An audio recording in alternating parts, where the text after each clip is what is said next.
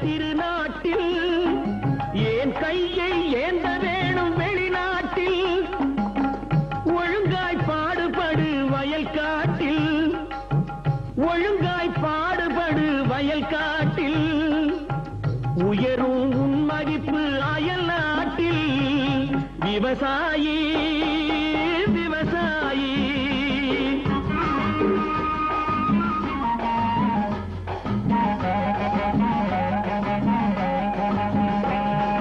கருத்தெல்கும் சிவப்பெல்கும் வேற்றுமையாய் கருதாமல் எல்லோரும் ஒற்றுமையாய் கருத்தெல்கும் சிவப்பெல்கும் வேற்றுமையாய் கருதா